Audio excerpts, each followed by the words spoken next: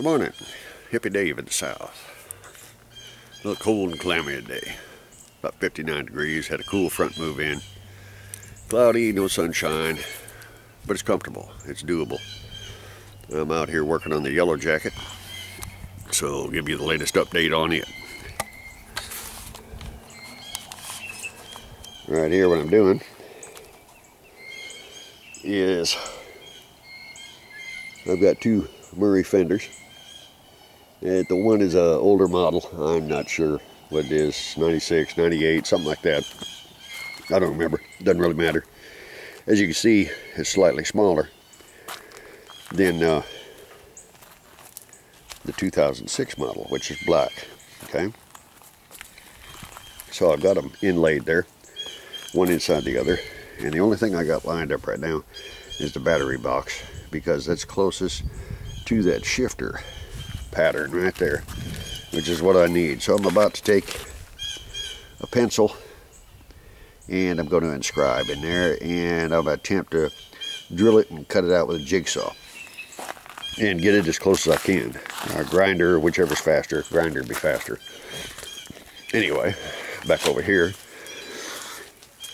Okay, I successfully got my spindles extended, and I am going to pull the motor just to clean around there and everything else. I wanted to paint the whole chassis, but unfortunately this is not painting weather. Now, a quick look at my jig that I made for extending spindles. Worked pretty frickin' good. Circle on circle. It held that thing straight. When I tacked one side, I was able to twist it with the pliers. Welded on the other 180 degrees, and with a little bit of chipping, I was able just to wiggle it right off. I didn't even have to grind.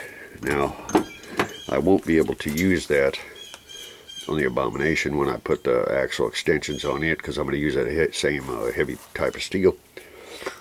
But that's for another day. Anyway, this is the stock pulley that came off the Stanley. Okay, as you can see, there's no keyway. They get cheap, so they put some indentations to catch on the keyway.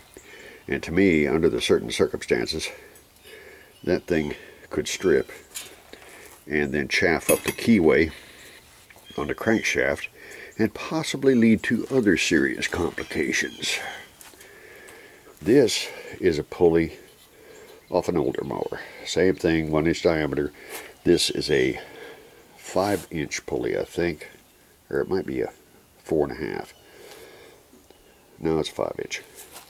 Anyway, I got a 7 on the back, so I might have the 5.5 on the front, or 5, whatever it is. It'll give it about the same gearing ratio as the Abomination. Drag race will come later, of course. We'll have to see who's got the higher top speed. But as you can see too, the difference between the shank on that one and the thickness of the shank on that one. Much heavier. So I'm going to chop this up and rearrange pulleys on the shaft and this and that, and weld that at a little bit later time. As you can see, Mr. Transaxle is mounted up there. I took my tires back to the dealer, and these little titty nipples that we got on the tires was actually all the way around the rims on the seating surface. Never seen a tire like that before, neither had they. So we ground them off, put them back on the rims, and they've held theirs ever since. I got 3.5 pounds in them right now. Max is 5, and depending on how it sits when I get everything put back together, plus my 195 pounds on there, and we'll see how it sits. And I'm trying to use my standard clutch and my little parking rod here.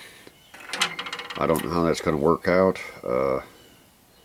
It's kind of a cluster so far. I'm thinking about using the other pedal on the right side for a brake, have the clutch on the other side and the throttle beside the brake, since I will be using a bicycle pedal again. Although for the time being, I'll be using the stock throttle cable for the smoke test. As I say, the transmission is in. I've got the torque strap hooked down there. I got too much shit in the way, you can't see it. But I'm going to put another one. I'm going to tap this out down here. And you got all the bolt holes. I love these frames. And I'm going to offset me another piece of flat bar. And I'm going to have twin straps on there just for a little extra strength.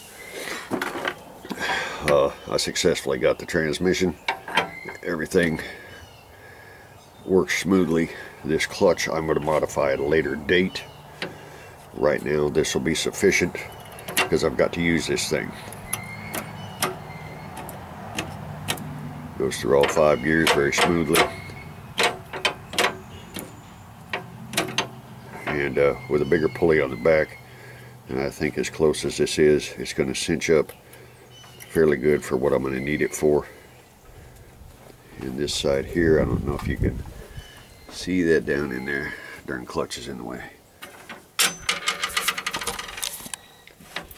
But the belt is fairly close to that shifting shaft, but not close enough where it's going to cause a problem. So what I'm about to do now is I'm about to pull off this plate, and I've got high-speed sealed ball bearings that'll be going on the steering. I've worked up a jig to bolt down the flange for the bearing right here. Although it'll be 2 different holes than these stock holes. The bearing will sit down inside this. It will not fall through it. Everything lines up perfectly. And I still have yet to get the steering wheel off the shaft, because when I bought the mower, I didn't take it apart and put never sees in there like I should have. Now I do it on everything. So anyhow, that's where we stand. Got a little ways to go, but once I start rolling, be able to finish her up with no problem. And hopefully on the next video, it'll be the smoke test.